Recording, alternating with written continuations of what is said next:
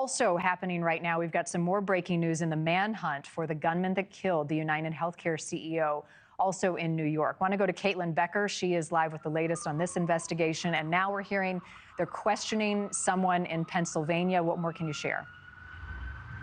Yeah, Marni, there is a person connected to this case being questioned out of a police department in Altoona, Pennsylvania. Now, Altoona PD was very careful to avoid saying whether or not this was the suspect, whether or not it was a person of interest, whether or not they believe it's the person in all of these photos that we have been seeing. But it is someone that is currently being questioned. To our knowledge, this is the first time anyone in this capacity has been questioned since the shooting happened, and that's out of Altoona. Now, for people who don't know where Altoona is, Marni, it's kind of in between Pittsburgh and Harrisburg, is smack dab in the middle of Pennsylvania. It's nearly 300 miles away from New York City. Now, again, to be specific, we do not know if they're questioning the suspect. However, what we do know is that the suspect is likely to have left the city the day of the murders out of the GW Bridge bus terminal. That's on 178th Street, all the way uptown in Manhattan.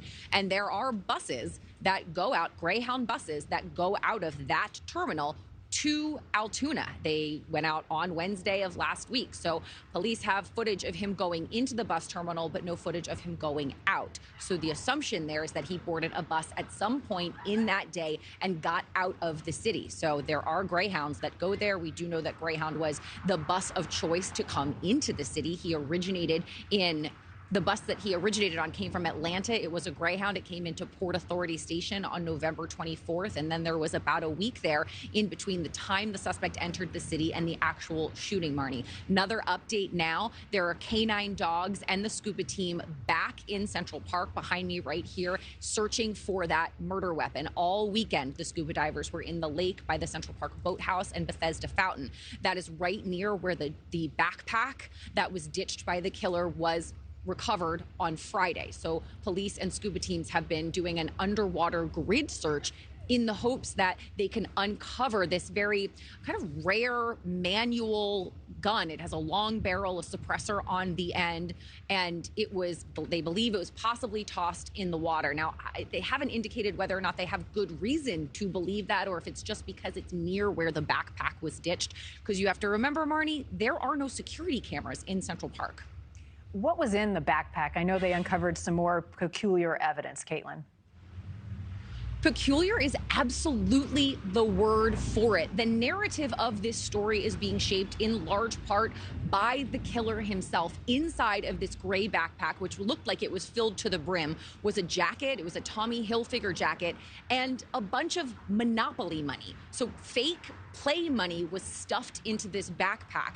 This indicating maybe that this has a lot to do with the insurance industry as to why this man was originally targeted.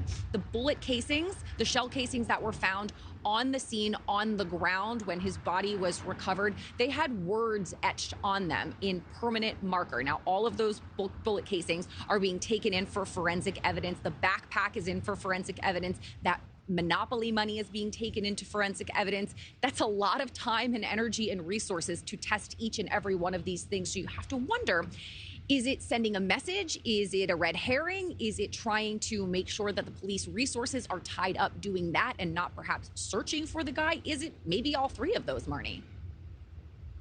Caitlin, the other thing is they've got images of his face. They've got video of him walking around. They have all of this other evidence, but they have not yet shared a name. Is that on purpose? If, according to New York City Mayor Eric Adams, it is absolutely on purpose. The mayor told reporters yesterday, on Sunday, that they're aware of who this person is. They have a name. They know who their guy is. The net is tightening, but they didn't want to give him a heads up or a leg up that they were really onto him by releasing his name to the public. So it does seem that they have his name.